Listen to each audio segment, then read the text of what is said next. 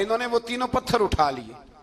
उस जमाने में पत्थर फेंकने के लिए छोटी छोटी लोगों के पास चीजें हुआ करती थी, उसको कोफन भी लोग कहते थे, मंजनीक, उसको सामने रख के फिर बनाई गई। तो आपके पास भी वो आला था जिससे दुश्मन पर पत्थर मारे जाते थे। तो आप वो मशीन लेकर, वो आला लेकर वहां पहुंचे हुए थे, 3 पत्थर आपके पास थे। आप फरमाते उस दिन मैं बड़ा बीमार था, इतना बीमार था कि मेरा रंग पीला हो गया।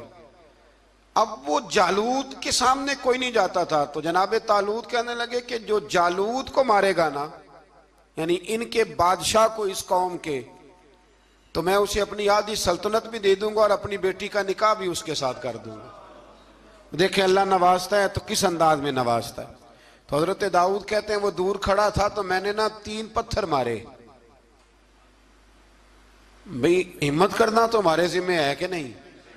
मेरी मिल्लत का जवान कहता मैंने करना कराना कुछ नहीं, यानी अगर आप कहें ना कुछ करो तो फिर वो कोई काम करने की मतलब मामला। वो मुझे कल एक संगी कह रहे थे, कहने लगे जी अल्लाह के फजल से कुछ भी नहीं करना पड़ा, मुर्शद ने नजर कर दी। मैं क्या मैनू मिलनगे तो मैं उन्होंने समझावांगा कि कुछ करा के नजर करया करो, क्योंकि मेरे वो दोस्त हैं, मैं उन्हें जानता हूं। नजर में बड़ा कुछ होता है, लेकिन अल्लाह भी तो बंदे पे बड़ी नजर रहमत करता है ना। लेकिन कहता है 5 नमाजें पढ़, रमजान के रोजे रख, ज़कात फर्ज हो तो अदा कर, ये सारे काम कर, सच बोल, दयानतदारी कर, फिर मैं अपने फजल से तुझे जन्नत अता करूंगा।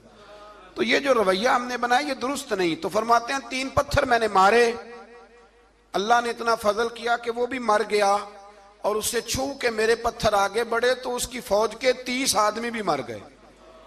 3 पत्थरों से 31 बंदे अल्लाह ने मार दिए। फरमाते इसलिए कि हाथ मेरे थे और ताकतें मेरे रब करीम की थी।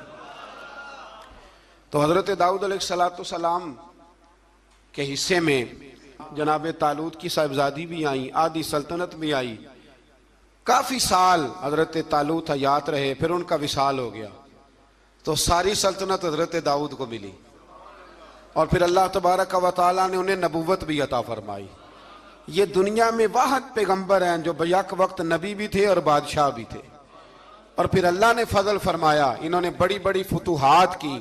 और फिर हजरत दाऊद के साहिबजादे का नाम हजरत सुलेमान अलैहिस्सलाम, फिर उनके साहिबजादे का नाम हजरत। तो ये हुआ कैसे? ये सारा कुछ अल्लाह तबारक व तआला के फजल से हुआ, उसके करम से हुआ। अब इस वाक्या से हमें क्या पता चलता है? हमें यह पता चलता है कि रब जब फजल फरमाए ना किसी पे भी, तो हमें उस बंदे को देख के राजी होना चाहिए, कोई शिकवा नहीं करना चाहिए। और दूसरी बात ये समझ लेना चाहिए